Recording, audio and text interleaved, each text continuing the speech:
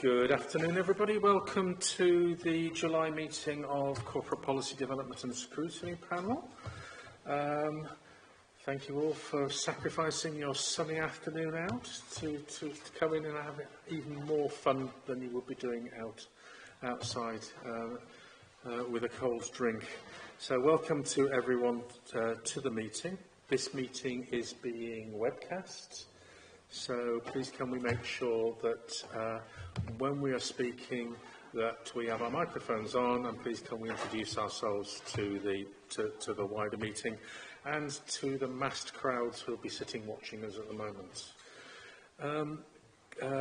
Also, welcome to Jess David and to Gavin Heathcott to this meeting, and thank you to Councillor Tomlin, who's no longer on the panel. So welcome.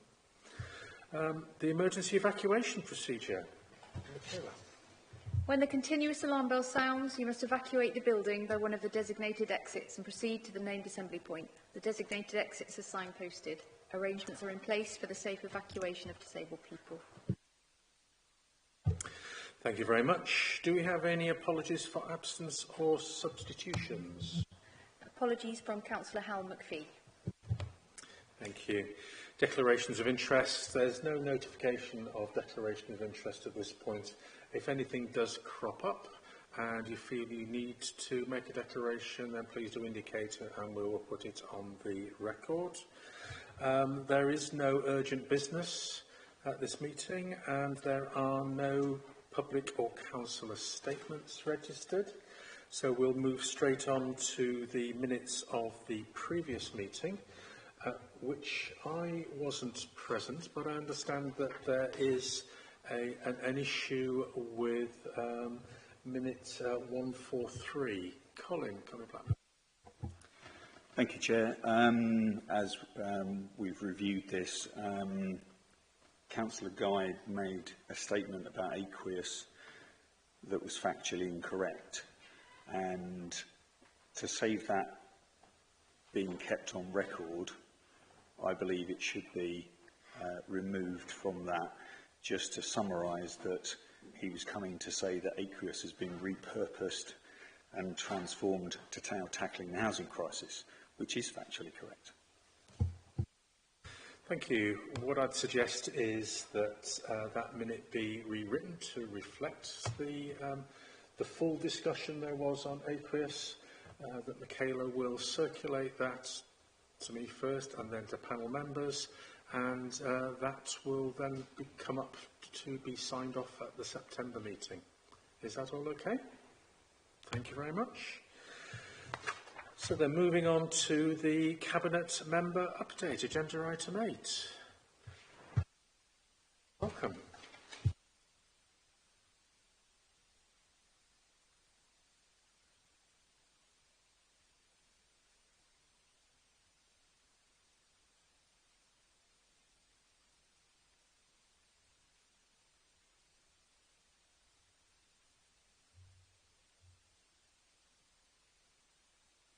Sounds like you are with us.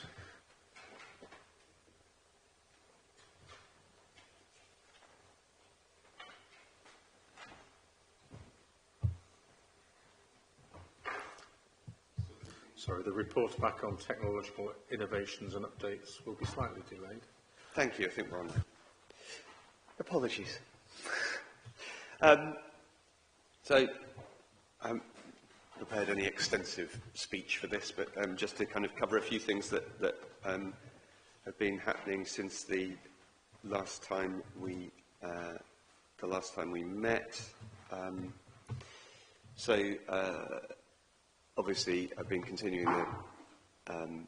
We've got a substantive item on the year-end outturn, which has obviously been a significant thing to pay attention to over the last few months, find out where we finished the year, and I'm getting some initial indications around the monitoring of the new year, and you'll be unsurprised to learn that I'll be mentioning the children's services pressures in the outturn report, and the children's services pressures are continuing into the new year, so kind of no change there.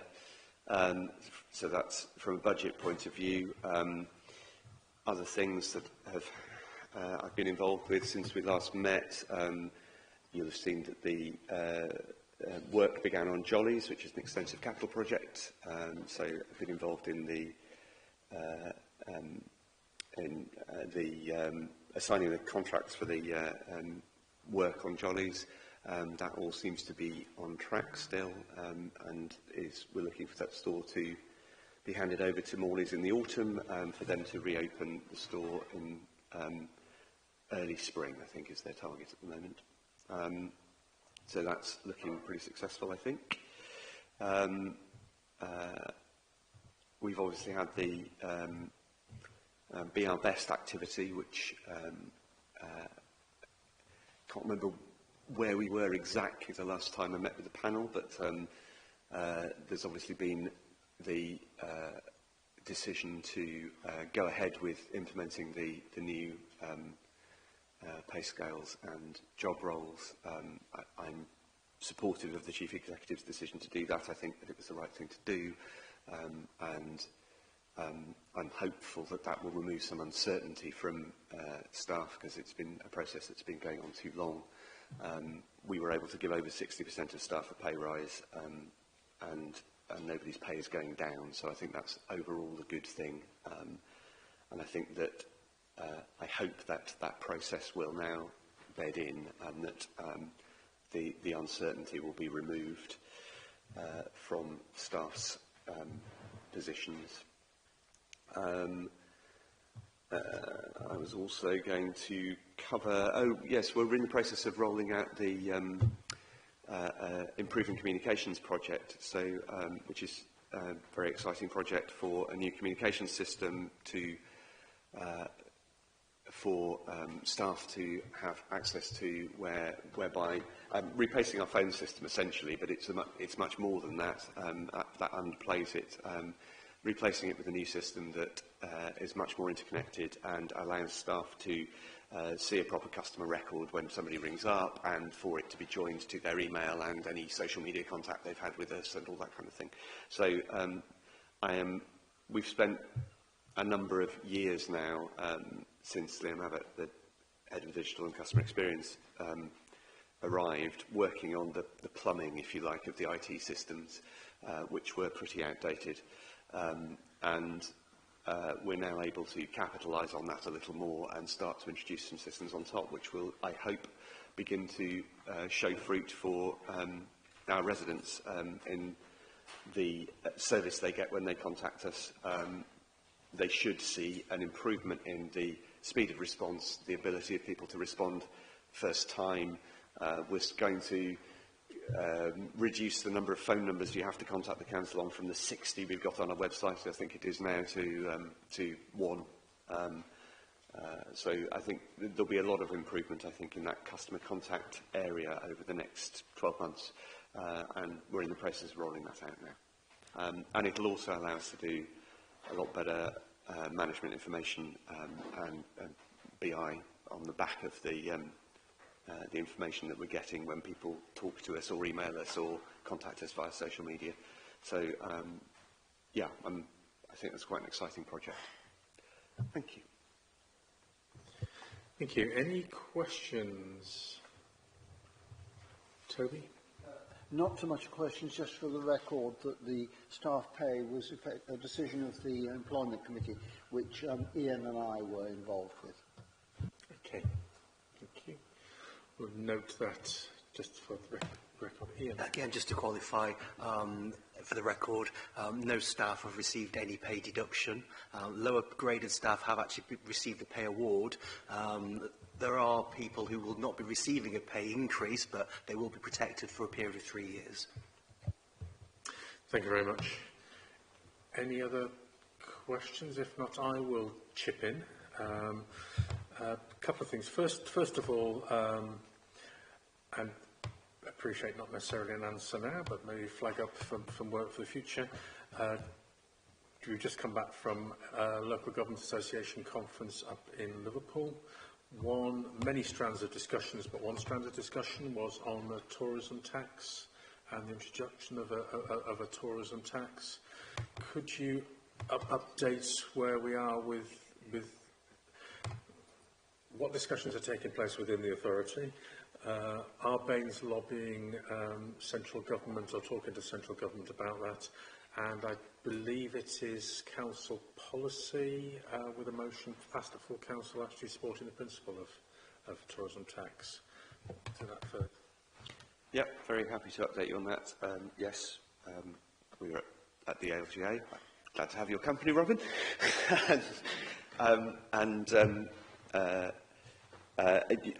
So we met with the leaders, myself and Councillor Guy met with the leaders of Oxford and Cambridge city councils, obviously two cities who have a similar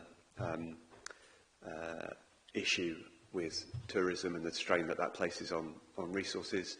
I know Councillor Guy's also spoken with York.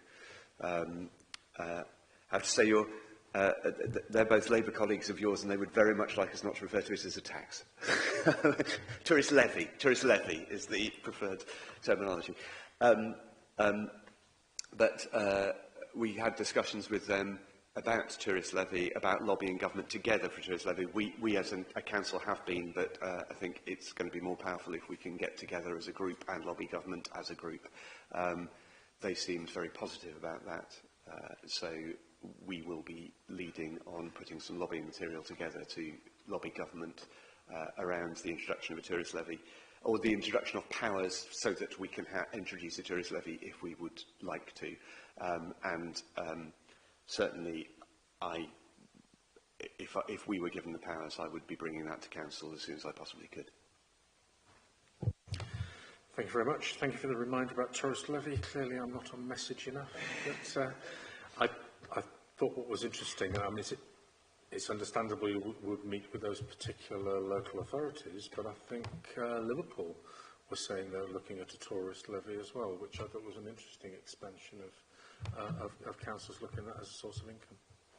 They actually, I think Liverpool's one of the councils that's got an existing ABID. I can't remember what the A stands for, but I think they are introducing a tourist charge via a bid mechanism.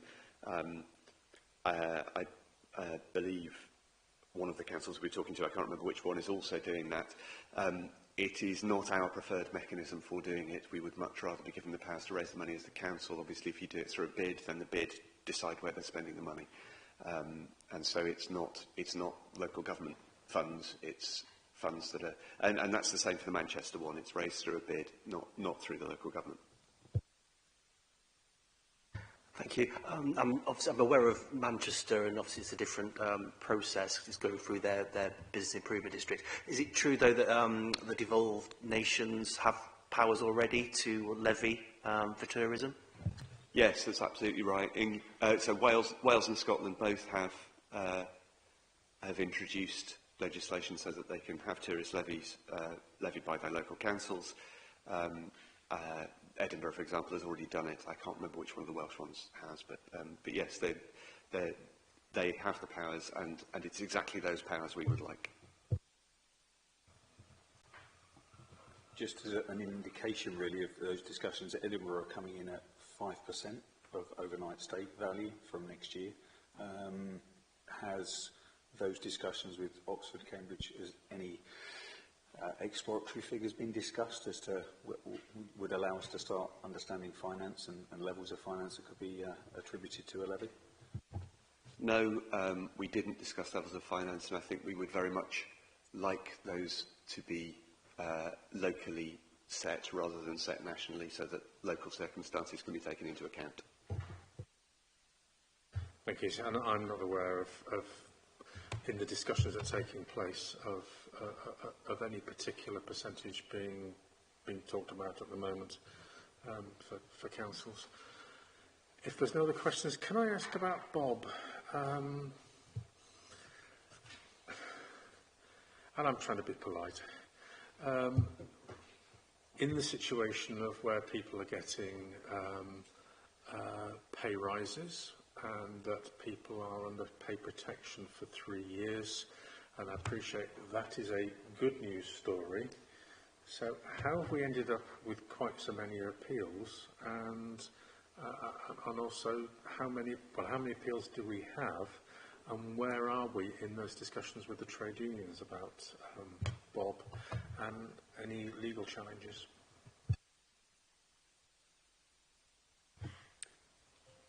Thank you. I'm obviously not involved in the specifics of the appeals. There are over 200 appeals. That's about, I think, what we expected. Most of those are not people affected by pay. I believe the number of people appealing who are appealing against pay is somewhere in the region of 30 something. That was my understanding. Don't know if there's obviously Cherry's not in the room, but I don't know if you want to pick that up, Mandy. I can pick that up for you. So we have given a few people a bit of an extension around the appeals for very good reasons as well. So we're just finalising that number. My understanding is the appeals panels do start this week as well for those people that have, and we have invited trade unions to be part of those appeals panels as well, and I've seen the schedules, so I know they are attending many of the meetings. I haven't got an update. I can take that away, Chair, if you'd like, just to get an update from Cherry about the overall union engagement as well, if that would be helpful, and I'll take that as an action from this meeting to ask our Director of People and Policy to give an update where we are with the overall union engagement in the process. But certainly on the appeals, they have been invited to attend the appeals panels, and I know some of them are attending, some of them they've nominated individuals. Thank you. If there are no further questions to the updates, then we can go on to some more specific pieces of reporting. First of all, the corporate strategy, the 23-27, and it's the end of the year review. I'll make some introductory remarks and pass this to Simon, if that's all right. Have you got, the report's the end of the year review. It's just a reminder of the framework that the corporate strategy is the key guiding document which embodies the council strategy, which sort of embeds the administration's ambitions into the council's strategy document, and then the report is reporting on the performance of delivery against that strategy. I think it's easy to be cynical about these kinds of documents, but what it's trying to do is to set out how well we're living up to the purpose that's set out in the strategy document. In the panel meeting last May, Councillor Wood updated the panel on some new performance indicator approaches that we were proposing to adopt, and then in the July meeting last year of the panel, I highlighted the performance indicators that had been presented to Cabinet the week before, and against which we would be measuring progress. This is the first time we've had a report in this style which has tried to embed those performance indicators into the annual report. I think it's fair to say we regard it as a good first step in this approach. I think we'd all agree that the KPIs need regular reviewing and that we should devote some time and proper consideration to that. When the report came to Cabinet last month, it specifically asked for consideration of how corporate PDS might be involved in the reviewing of the KPIs, and so I would completely support this panel's involvement. I'd like to formally invite you to be involved in the review of the KPIs. I'm not going to dictate to you how you do that. I mean, task and finish group might be a good thing, but that's not for me to dictate. But to be clear, constructive input from the panel on the KPIs would be welcome. To add to that, I draw the panel's attention to the fact that central government are currently consulting on a local government outcomes framework, which is itself a set of KPIs. That's actually very new. I actually only discovered it this morning. It was produced last week, so I've only just had my attention drawn to that. I wasn't involved in local government in the Blair years, but I'm told that it's the kind of approach that was taken during the previous Labour government, so it should be familiar to anyone who was around back then. Given the work we've done on this process around KPIs so far, I think we're in a good position to be able to engage in this new process which central government's trying to introduce. And I think it would be useful for the panel, us, perhaps together, to look at the KPIs that the government is suggesting and as part of that framework and link it into the kind of KPIs that we're looking at as well. I think one advantage of that approach will enable like-for-like comparison across councils, which is obviously very difficult at the moment. Obviously not all the indicators in the report are positive, and I think we're trying to be transparent. I think it's fair to say that the indicators which are negative tend to be in areas where we've got less direct influence, but that's not to say that we shouldn't be trying to use our convening power and our soft power and our ability as local government to try and influence those things. And we can then lobby to have some more levers to pull if we think that there are things that we need to be working with other partners to deliver. So I think overall, I think the report sets out some impressive progress the Council is making against the corporate strategy. I'm obviously not here today to talk about the detail of individual indicators. They could go across all cabinet portfolios, and so the specific metrics are going to be not something that are kind of my remit. But I'm very happy to discuss process and how we evolve this approach in the future. And Simon, I don't know if you've got anything you'd like to add. I think that was very comprehensive, Councillor.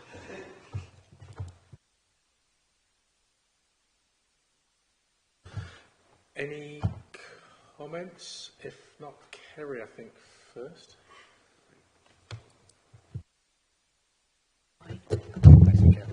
Yeah, just to say that the consultation on the new local government outcomes framework runs until the 12th of September. So we're doing a bit of an analysis now where we compare our current indicator set against the proposed outcomes framework that would be applied nationally.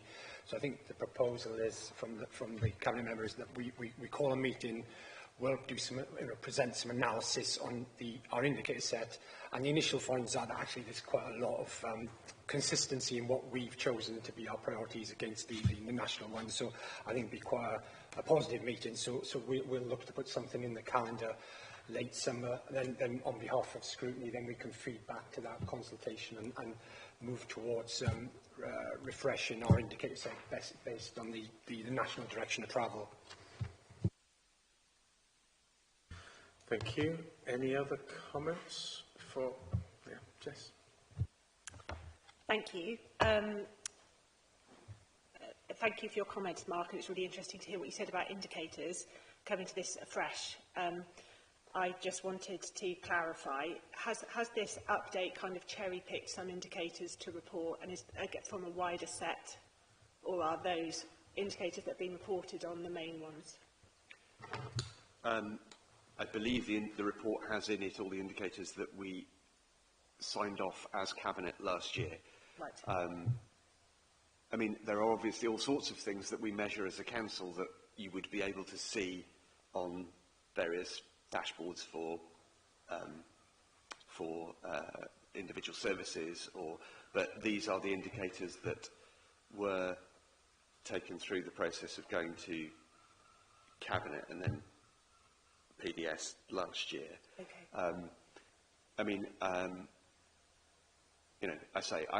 view them as a good start. Mm-hmm. It's like, I think that we could obviously, we can expand on this and improve the indicator set and move the indicators towards things that we feel are more, more important or they can be changed over time. Obviously, there's no point throwing them out and starting again, because one of the important things you get is the movement in them, yeah. And that's a really important thing to have. So it would be stupid to throw them all out, but I think it's a good start. Yeah. Okay. So in which case, I had a couple of follow-up points. Firstly, that I think it would be good if we're going to be taking part in a conversation about indicators to make a distinction between those things that are directly within the council's control and those things where we're working in partnership with other organisations. For example, the waters achieving good ecological status. That's very difficult for the council directly to improve. So I think whilst that's a really important indicator for our area, I think it'd be good to make a distinction between that and other stuff. And then the second point I wanted to make was that one thing that stuck out for me was that we should have indicators that allow us to directly follow what's going on in children's services, given the pressures that come through and that we're aware of in the next item. Okay. First point, I completely agree. It would be good to understand, although some of them are going to be debatable as to whether we've got complete control. But yeah, no, I mean, I think that's a fair point. Interestingly, the suggested government set that I've been talking about has quite a lot of things in it that are not things that are directly under control of local government. I mean, yeah, around economic performance of the local area and all that kind of thing, where we have influence, but we're not, we're not the sole driver, or perhaps not even the main driver. Yeah, I think that would be a useful discussion to have amongst us. The second one about children's services, I guess I'd be interested to understand what you'd like to see. I mean, it's not in my gift to decide what from children's services comes to this panel, and obviously the children's panel exists to do the scrutiny of the children's services performance. So I think that certainly financial indicators would be part of the resources reporting. I mean, I don't know if you want to take that one, Mandy. Yeah, I think you're right. There's two sets of indicators, really, isn't it? There's the financial indicators for this panel, and then there's the outcomes indicators for children and young people, isn't it? So the sort of things that we do monitor, certainly in service, and we have discussions at the other relevant scrutiny panel of things like placement stability, numbers of movements, number of repeat child protection plans, repeat referrals, because that just gives us a flavour. So there are a whole basket that we could bring as well, looking at outcomes and finance, if that's what you're looking at. But like I said, we just need to be clear that we're not overlapping with the other panel. But that's a discussion we could have, couldn't we, about how you link performance, risk and finance. And I think those three components are really important to look at together. In children's, it's clear the performance is high, their risk management is good, and the finances are the element that are under stress and pressure that we want to look at how we maintain the other two whilst delivering a sustainable financial position moving forward. Yeah, I mean, ideally the aim would be to improve the outcomes for children and reduce the cost. And if we can pull that off, we'll be doing very well. But that is certainly, I think it's important we don't get into the mindset of thinking with children's services that reducing the cost necessarily reduces the outcomes, because I don't think that's true. I think actually a lot of the things that improve the cost situation will probably improve the outcomes as well. Sorry, Kerry is just reminding that there's a task and finish group looking at the Family First programme that is being run at the moment. And that is looking at prevention. Toby, before I... Thank you, yes. I mean, what we're looking at is the format of this. And I'm sure that Jess is right, that it doesn't cover sufficient for the waterfront, doesn't expose for these critical areas of the Council's work, like children's services. And it doesn't, to my mind, give enough context. I mean, taking the indicators about households and temporary accommodation, how does that compare with other authorities? And are we, I mean, ours has gone up, but everyone else's has gone up, I suspect, even more. How are we dealing with it? A bit more context. Similarly, with the one about median incomes, is this corrected for changes in income at national level? What we were really interested in is, are we improving in relation to the national level? So I'd like more context and a broader set of indicators. I'm surprised that these were selected as the sole set of indicators, because as Mark said, there are many more dashboards, and what we, I think, need to do is make sure that we have monitoring arrangements, both at cabinet level and scrutiny level, that meet the needs, not that we're going to do the scrutinising that belongs to the other two panels, but that we have an interest in the structure of scrutiny. Yeah, I think take that on board. I think that's fair. And I think that the benchmarking point against other councils, as I say, we could, I'm sure, all debate the merits of centrally imposed KPIs, but one of the things that it will do if central government impose a bunch of KPIs on us is allow us to compare like for like across the country. I mean, does then raise the spectre of introduction of league tables again, which would be, I think, counterproductive. But it will at least allow us to make comparisons between like-for-like councils. We could look at our other similar councils and compare ourselves with a reasonable cohort, and that would be useful, I think.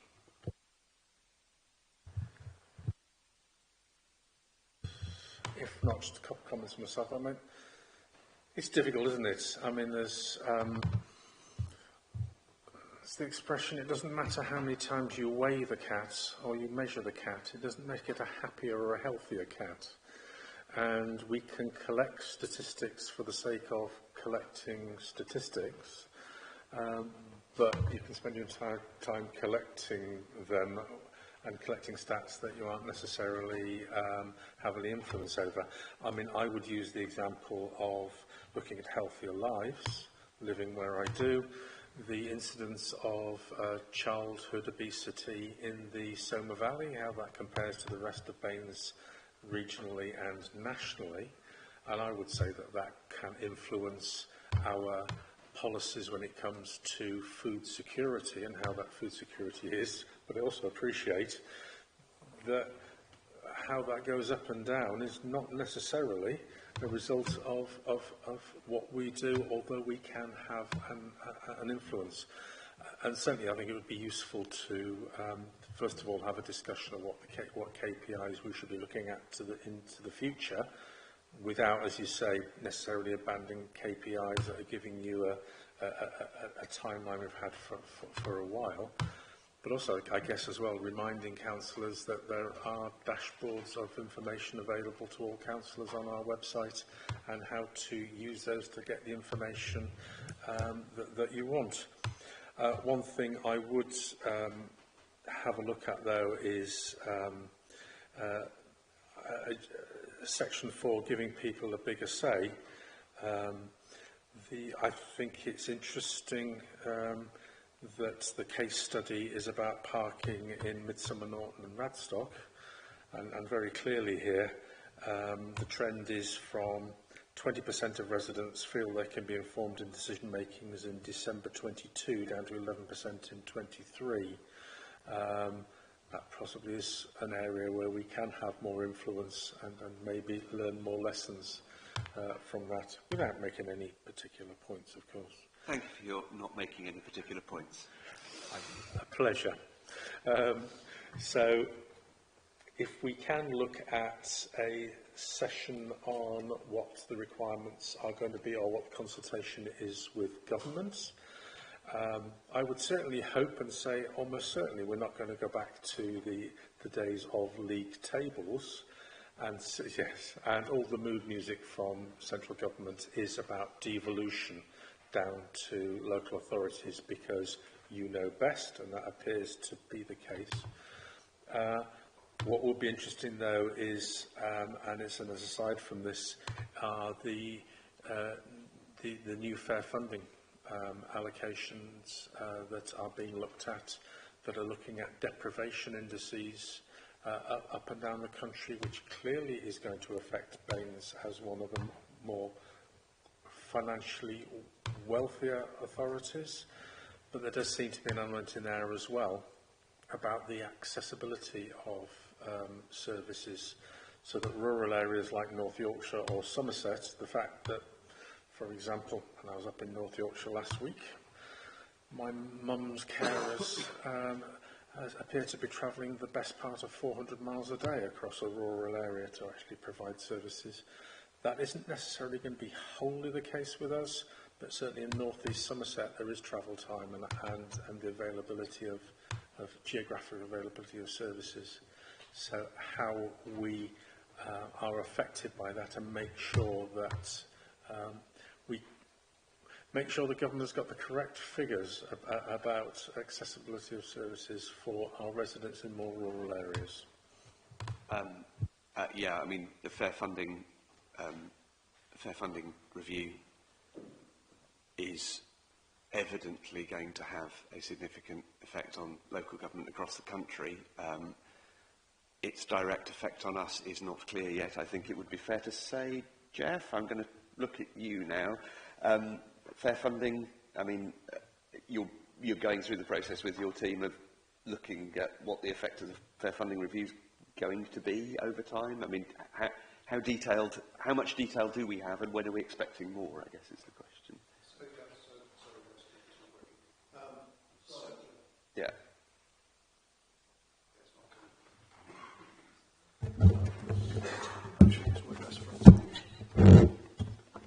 Thank you. So yes, the fair funding consultation and the complexities of the formula behind it are quite significant. They are incredibly complicated to work out and understand.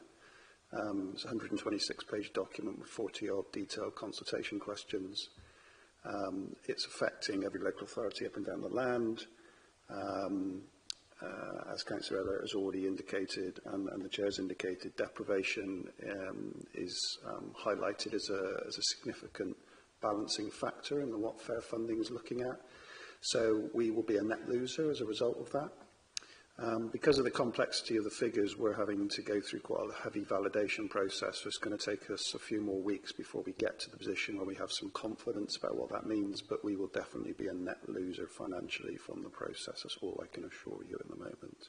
I can't give you any more information because the figures just need more validation. Probably need to add that Labour group leaders and Labour council leaders have been in discussion with central government about this. I don't think I'm setting anything out of school. And that any transition period will certainly be in place for an extended period of time, because this is a change for the longer term. Yeah, and transition is going to really matter. And you know, whilst you know, as Jeff indicated, it is unlikely that, given that they're weighting this thing around deprivation, this should be around deprivation, it's unlikely that we're going to come out of that better. Actually, if the transition is good and we get some stability and some 3-year settlements and all of the other stuff that they've been talking about, then that will be to our benefit, because at least then we can plan. Whereas at the moment we've got that constant yearly kind of not knowing what's going to happen. So, you know,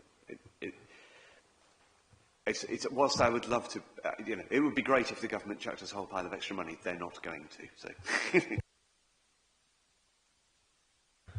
Okay, thank you for that. Sorry, Ian. Thank you. It is disheartening to hear. I thought it was the previous government that talked about levelling up, but it says that we're going to be disadvantaged, even though we do have pockets of deprivation within our district.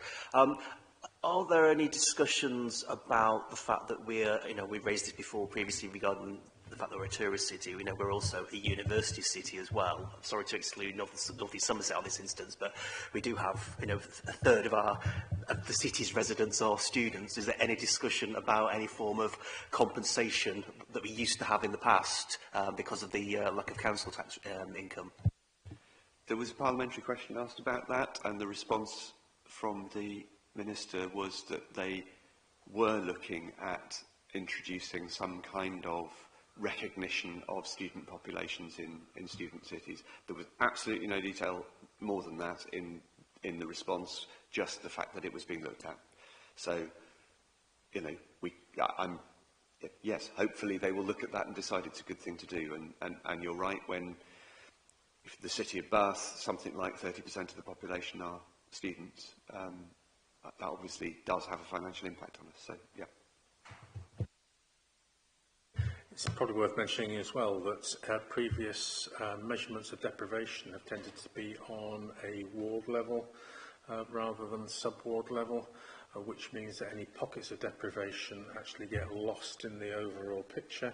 I understand that the measurements at the moment are going to be on super output areas, which will actually pick up those pockets with national government.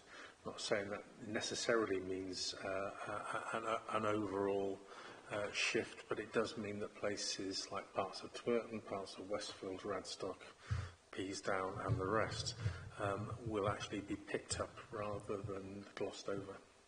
With my Lansdowne councillor hat on, I always have to point out that although Lansdowne is one of the richest areas in the city, it also has one of the largest social housing blocks in the city as well. And, you know, these little pockets exist everywhere. Yeah.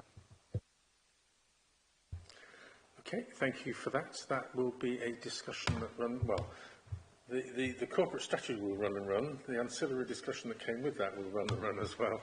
And I'm sure reporting on the fair funding review and formula. And moving on then to Mark, your happy place, revenue and capital outturn report. Well, I mean, you know, whilst there's a lot of variation underneath, it is basically a happy place. So the report sets out how the council performed against budget during the 24-25 financial year, and I am delighted to say that the report identifies that after allowing for carry forwards and transfers to and from reserves, the council delivered an adverse revenue outturn position of just over £200,000 in 24-25, which is as close to in balance as makes no difference for an organisation which has an operational budget of £400 million. So, you know, I think that's really, really good news. It also represents an improvement of £770,000 on the position we thought we were going to be in at the end of Q3. So, you know, the position continued to improve over the final quarter. That small 210k deficit will be funded from the revenue budget contingency reserve, which is what that reserve is there for. Yeah, I mean, that's a really fantastic position. Congratulations to all the officers who, across the council, because that's a big corporate effort to deliver a balanced budget, balanced revenue budget over the year. It is no mean feat. The capital spend in 24-25 was just over 53 million against a budget of just over 70 million, so about 75%, giving us a variance of 17.5 million. The variance mostly reflects delivery of projects moving into future financial periods, and of this variance, just over 16 million is therefore requested for carry forward to 25-26 to cover rephase costs of those capital projects. The balance of about 1.25 million represents net underspends that are being removed from the programme.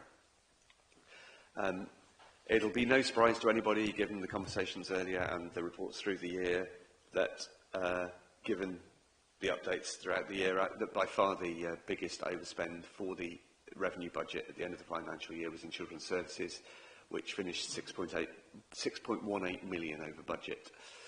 The pressures on children's services continue to be the biggest budget concern into this year. We're continuing to see pressures into this year. The reason I was late for this meeting is because I was in a children's services meeting. It is the biggest area of focus, and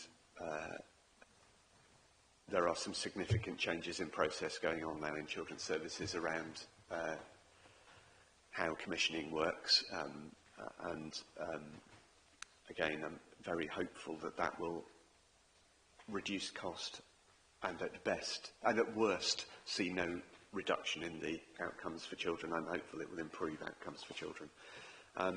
But overall, the report is a credit to all the officers that, despite the extreme pressure, we have once again managed to balance the books in year, which is to be celebrated, I think. Any questions? Okay. I'm assuming that we will be getting... Oh, Jess. Okay. obviously slightly concerning, although not particularly surprising, to hear that the pressures continue in children's services. I think it would, and we will get the quarter outturn reports when they come through, and it will be useful to have some detail on the changes that have been made in order to bring budgets back in line, certainly with regard to commissioning rather than procurement. So, yeah, thank you for that. Yeah, sure. And again, I'm sure that will be coming back in detail to the children's panel, but I can see how this panel might want some high-level update on the changes that are being made, just to get some reassurance that we are actually taking the action that is needed to be taken in order to get things financially back in line. Yeah, it's the Q1, as you say, the Q1 reports will come through to you, but the Q1 reports I'm telling you now will reflect continuing pressures in children's services. Jess, then Toby, then Colin. Thank you. So my question was about the demand-led pressures in children's services. And so, Mark, I'm not sure whether this is something you will feel you can comment on, or that I should ask Paul May, or would be dealt with by the other scrutiny committee. But I was interested in the section of the report where it talks about some of the pressure from those demand-led service areas and how that's offset by under-budget positions from other areas of children's services. And what I wanted to understand was what that means in terms of the types of providers that are being used, basically. Is there something interesting there about there being underspend in one area but overspend in another, and is that a wider national problem? So you're absolutely right that I'm not in a position to answer that, but I don't know whether Mandy would like to comment, because Mandy will be all over that, I'm sure. Thanks, Jess. So there's a few elements to that one, so I'll try and answer them individually. So the demand-led pressures are the movement from foster care, independent fostering agencies, into residential care. So, as you know, the best thing is to keep young people with their families. It's best for their outcomes. It's best for, obviously, us from a financial perspective. Foster care and independent foster care agencies are obviously the cost per week is a lot less than residential care. So it's due to the complexity of need as well. So that is the reason, it's the movement. When I look at the outcome figures from, the position of all the different settings and the numbers at year end on the 31st of March this year compared to the previous year. So, for example, on the 31st of March in 2024, we had 24 young people in a residential setting. This year it was 34, and that has significantly impacted our budget. Now, I do know, because we did have some Q3 movement as well, some of those were court-ordered, some of those were family breakdowns, so some of those were unforeseen, but some of that is also symptomatic that our early help and our family support are oversubscribed as well. So what we have done, and like I said, so there is a change in provision, definitely. And, we've been very successful about getting foster carers on board, but foster care recruitment is a national issue. And that is a significant issue, and we are looking at our foster care again. So our foster care numbers of our in-house foster carers have dropped as well. And I've asked the team to look at what we offer to foster carers. So there's a range of packages you can offer to foster carers, including things like council tax rebates and a whole range of activities as well, and making sure the rates we offer are competitive as well. So that is an area that's definitely fallen off, but that is part of the national trend. Some of it is, as you know, the national private sector. A lot of our children's provision in residential is in private ownership. What that does mean is actually there isn't a market. Sometimes when you go out for a placement, you'll only get one provider come back, and there's 20 local authorities wanting that same provider. So it is a supplier's market from that respect. What we are doing, which the intention is, and which is relevant to this group, we have put some additional resource in February, an assistant director in who's come in with very experienced to actually put together a plan of action for the next 2 to 3 years, so that we can look at what we need to invest to save, as well as delivering, as Mark said, better outcomes for the community. The intention is for the 26-27 budget session is that business plan will sit alongside within the Council's broader transformation strategy alongside the medium-term financial plan, so members will see all of that together. At the same time, as you know, we are trying to look at local provision with residential, so places like Charlton House, and we've got a project going underway as well, which I'm hoping we'll get some figures on about looking at providing our own educare, particularly for teenagers. So the shortage and the complexity is often in that teenage age group, so we are looking at providing our own as well. So those Charlton House and some of the other work, working with our housing colleagues in sustainable communities, that piece of work is going on again to try and get that local provision, which is quite common for local authorities now, trying to get that educare provision, because often that's some of the most expensive placements as well. So as Mark said, what we've also done is we've actually put in place a high cost panel to review all the high cost panels at the moment. And that is looking at exploring any unification and step-down opportunities, placement changes that we could put in place, provide an overview of active placement searches, so we've got a really good comprehensive element of that, and anticipated future requests as well, so we can plan better as well. What we have done, we've just completed a review of our commissioning team, and we have strengthened our commercial and quality arm. The last post to be actually employed is the children's specialist in that commercial arm, but we are waiting the arrival of a dedicated senior children's commercial, with commercial experience and children's experience, placement experience as well from outside the area. So we had a really good response to our last recruitment following several failed attempts to recruit to that post. So that is the last two posts to go in place that over the next couple of months will really strengthen our commissioning and our commercial arm on that respect as well. So those are a few of the things we're actually doing. So like I say, it's a mix of national, but we're very typical of what is going on nationally and the challenges that we face. But I think there are still places we can go, and we've put in place some immediate measures, and that's the conversation you were having, wasn't it, with the Interim Director of Children's Services. I'm also pleased to say that our Permanent Director of Children's Services, Jean Kelly, will be joining us on the 18th of August from Oxfordshire County Council. And again, she's a really experienced individual of this circumstance in other local authorities. So we've been very fortunate to secure the services of Jean, and I know she will come in and hit the ground running. So from a continuity perspective, you know, we've got a really experienced children's social care and education professional coming into our organisation as well to give you some assurance. Obviously, we've just had our Ofsted full inspection as well in the last few weeks of children's social care, so that report will be coming out. And I said, again, there's a lot for this organisation to celebrate about the way we safeguard young people, the way we support young people up to the age of 25, and how we risk manage that. The last bit of the jigsaw is getting that sustainable financial position in place as we move forward as an organisation. But this is a genuine cross-council project, and all services are involved in supporting that as we move forward. Toby? Thank you, yes. I've spoken about this before, but I don't think we can leave this paper without looking at paragraph 311, which is the overspend on the high needs block, because making some guesses as to the proportion of money that we need for other central services, it looks as though it's overspent by about 150%. It's 1.5 times overspent.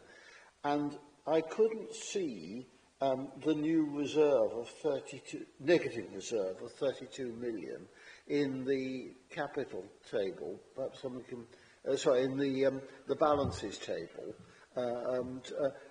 Is it reflected there, or will we only see it when we see the annual accounts?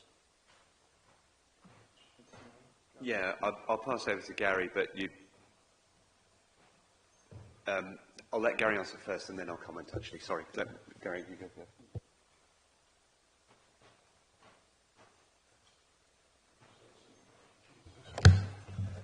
Sorry, the microphones weren't turned on, but I do need them to hear you people. Okay, in terms of the negative reserve you're referring to for the cumulative balance, which is the 30 million, we don't include that in this report because that's showing our usable reserves, so it's reserves that the council can actually use towards risks and pressures, you're right, in the statutory accounts, that will be shown, but under the terming unusable reserves because of the statutory override the government has in place for financing the DSG overspend. Will it affect the overall balance? Will it turn the overall balance sheet figure? It will be reflected in the I mean, balance will it sheet. turn it negative, is really what I'm saying. Not overall, it won't be negative because our usable reserves and other balances are greater than that negative reserve.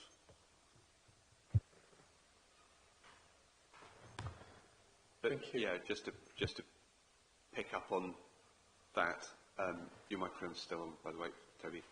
You might. Oh, sorry. Yeah, just to pick up on that, obviously we have a plan for Covey School to build the new alternative provision and send schools on that site. The safety valve programme that we entered into, part of it, a key part, delivering our on-balance position for the high needs block was to be able to build those schools, and at the moment those are held up because Treasury hasn't released the capital funding, which is frustrating, and I suspect that it's to do with internal arguments between DfE and Treasury, but the quicker we can get on with building our own in-area provision for things like that, the quicker we can get on top of this kind of spend. Probably worth saying on Culverhay as well that all capital programmes coming in when the government came in a year ago were suspended to be reviewed. I've been having discussions with Paul May and talking to government ministers about this is an example of a capital release that has a clear revenue benefit to the council, and so should the suspension should be lifted. So it is a cross-party issue that we're lobbying government to make sure that money can come in because it makes a big difference to us. Yes, and I'm just. I say thank you if it's successful. Colin. Thank you, Chair. Just really a couple of points or a couple of questions around messaging. I'm just looking at the highways section. Obviously, we talk about being under a budget, but of course, parking services has generated a great additional income for us. And actually, the highways maintenance is all lumped in together in that section, and our residents, I'm sure we're all hearing it, are complaining about the state of some of our roads. That underspend on the actual maintenance is very small, and it's not going to cover a great deal. But of course, the overall picture makes it look as if we are not spending the money on our highways maintenance.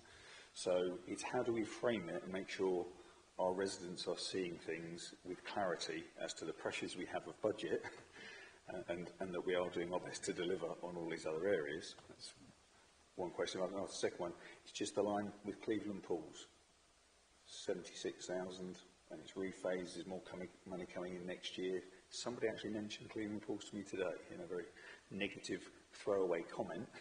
We've got a lot of sunshine and no pool to go to, and we've invested an awful lot of money in it. So I'd just be interested to see what that phasing of money is and where is it still going to. Is that capital spend, the Cleveland Pools, when you're looking at? I'll deal with that one first. Anybody ever pick up on Cleveland Pools?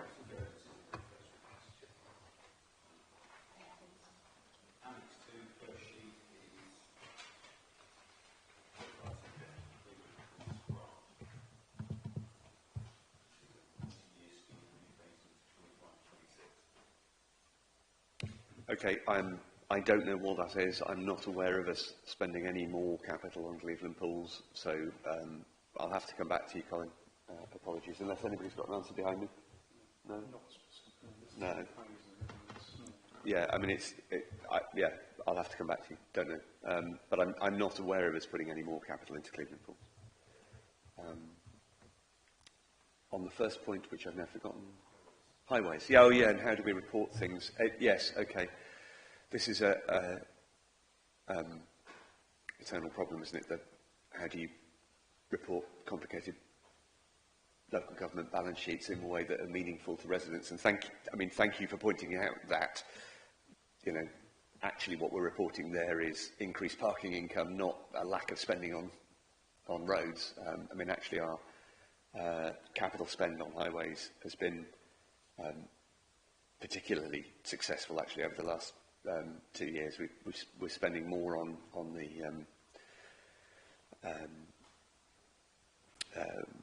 active travel programme, so the zebra crossings and things like that.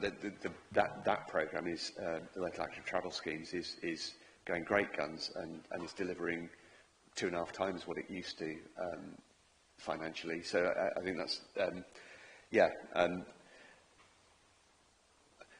I guess any advice that you can provide or that the panel can provide on how we present these figures better is gratefully received. I mean, I think it is complicated, and without going into, because I mean the table you're referring to does pricey things by portfolio, and highways includes roads and parking. So you can always dig into the figures if you're interested, but I completely take your point that you've got to be interested to dig into the figures.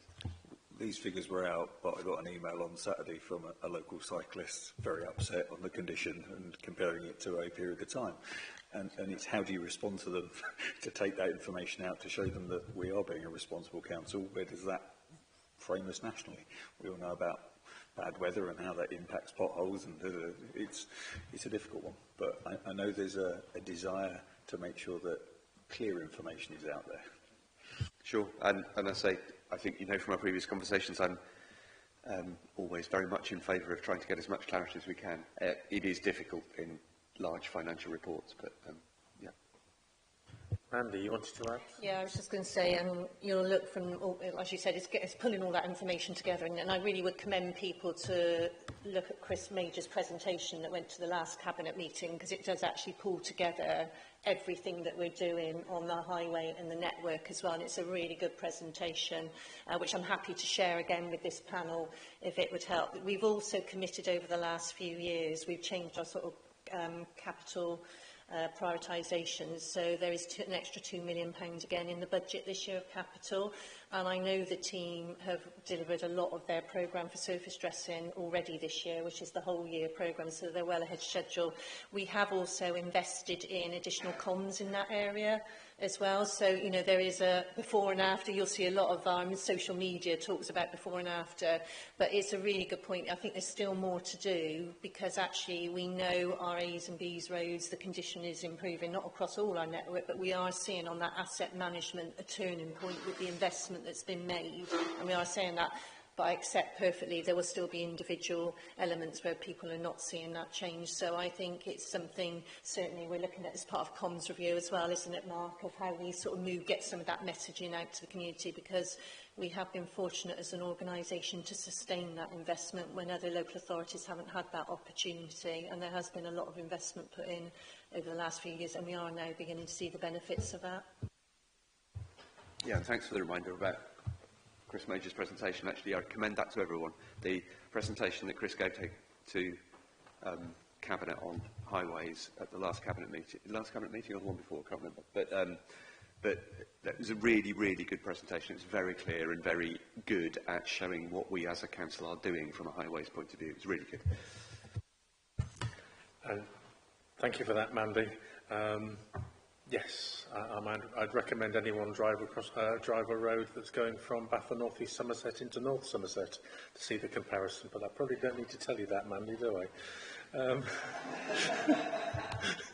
Thank you for that, Chair. Yes. Thank you. I also had a question which came out of looking at the capital variances and rephase requests, and this is my interest area, Mark, around parks. I noticed that the play area refurbishment budget, quite a lot of that has gone through a rephase request, and I wondered if you know any more about what the reasons for that was, and whether, I guess, there's any support to make sure that gets spent in the next financial year, because I know there's a lot of demand in the system.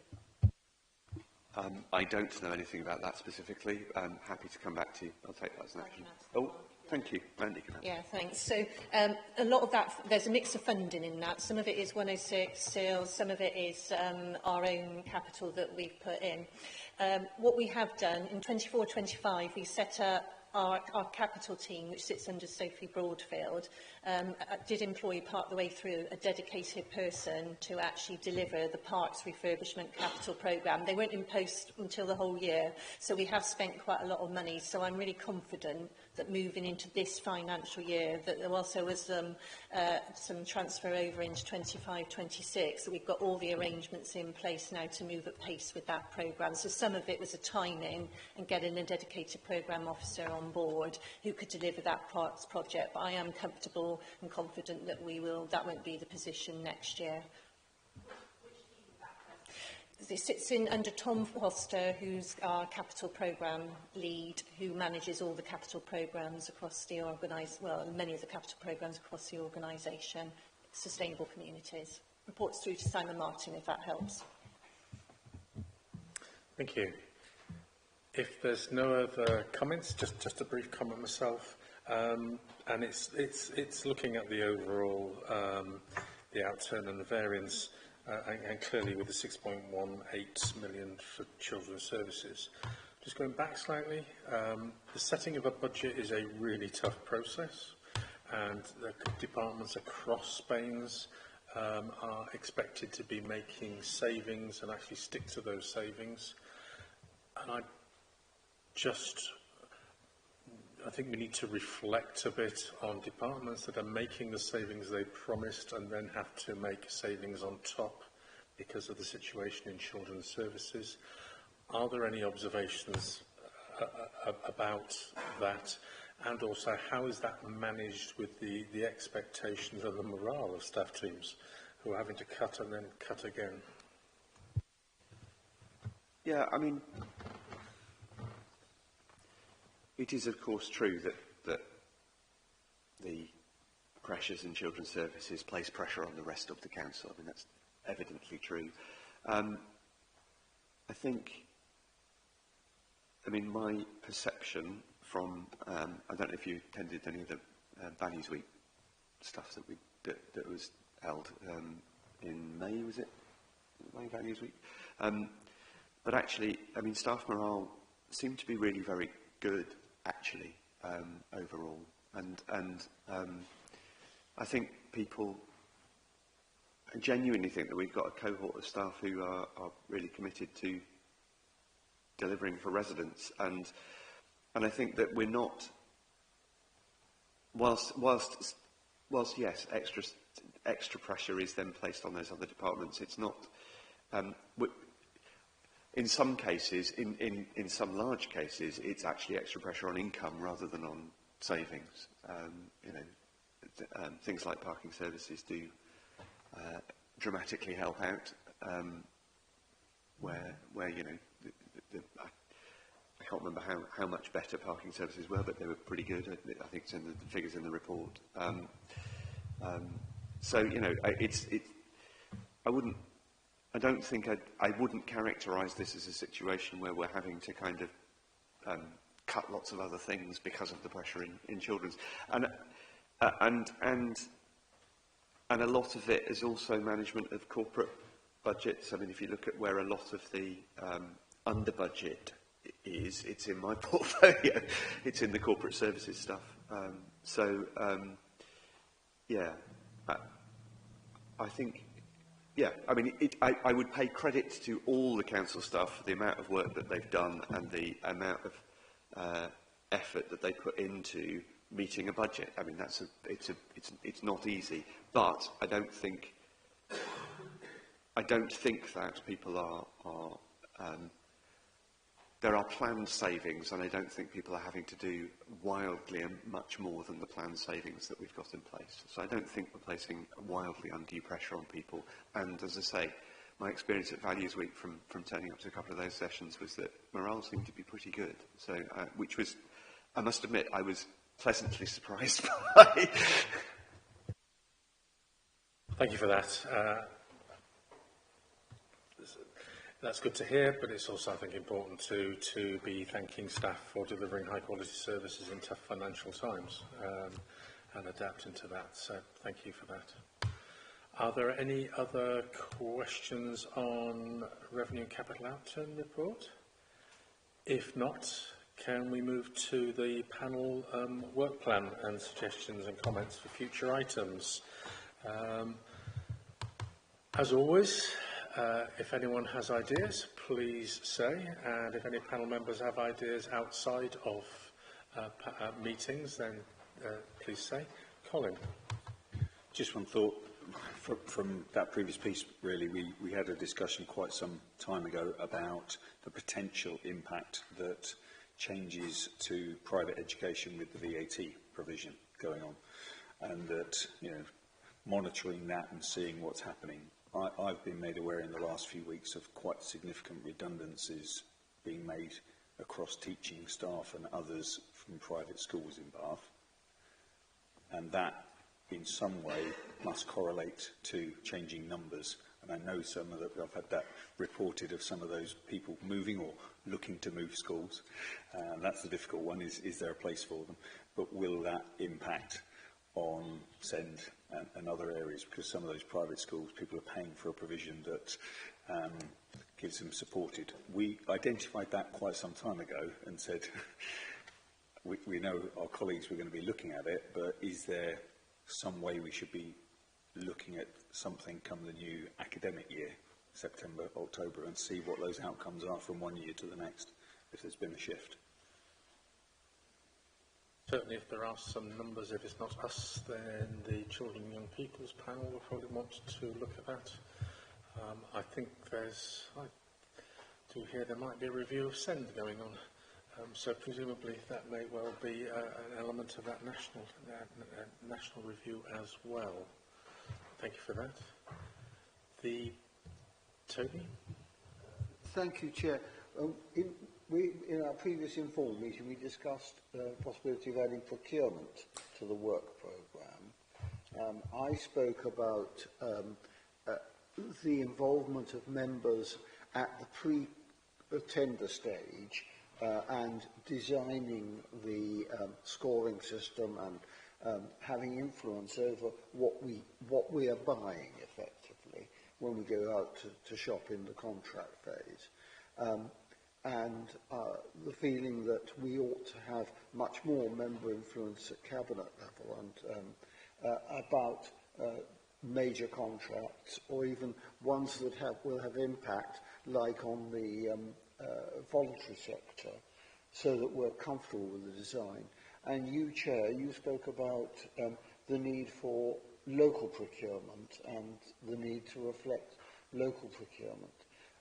I did suggest that this should come to the meeting on the 17th of September, and I still think it should, but we should record that I will be giving my apologies at that meeting. Thank you. Yes, I mean, I've a number of times expressed interest in looking at procurement policy. I think the idea of members and cabinet and backbenchers being involved at the design stage is a good one. I think there are a number of other elements, though. First of all, changing national policy with regard to procurement and how that will continue to change. Again, LGA conference, there was talk of procurement change. I think best practice as well. There are clearly other parts of the country where procurement strategy and policy has been such that local organisations have been able to successfully bid for contracts, and quite often that can be the case when contracts are broken down into bite-sized bids. And I understand as well that the legislation and our constitution has changed to take out bid size in that. I think there are future changes to national legislation due, so that we don't set up a procurement policy that leaves us open to financial challenge from larger organisations. I'm sure you're going to pick up on this. So I think just to clarify, there is a new Procurement Act which has come in place this year. It was in enforcement at February. We recently changed our contract standing orders, which is our framework for rules and regulations around that, including our schemes of delegation.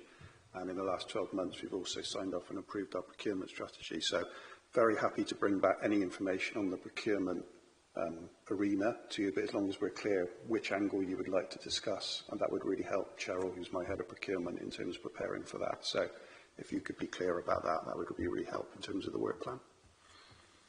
And we'll be happy to have a cup of coffee and a discussion about how we're doing that.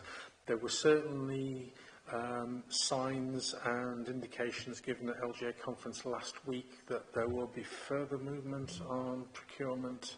Clearly that isn't either in green paper or whatever yet. I'm not aware that there'll be any further. Literally the new regulations have come into force now. There aren't plans for additional regulations to come in force. There's some phasing on implementation, but the whole of the regulations are in force. Fine, thank you. There's also, we may want to look and think about how we do joint procurement. I think the situation we had in the not too far distant past, where council officers were signing non-disclosure agreements, so we couldn't even discuss it with cabinet members and chief executives, is unacceptable, in my words.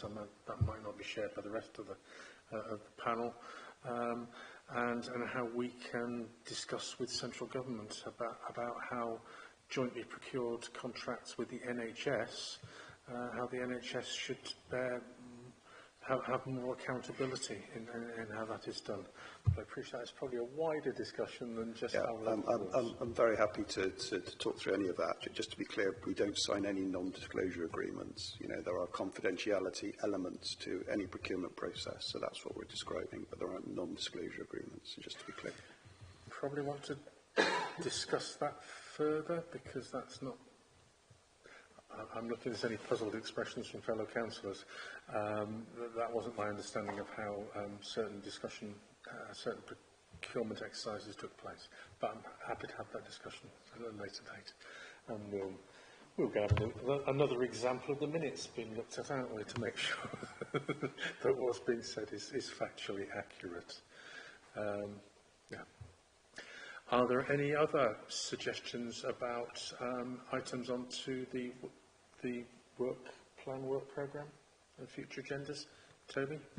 I think we agreed that we wanted to see progress on the library systems, so I'd like that perhaps in the November meeting, if we can, please.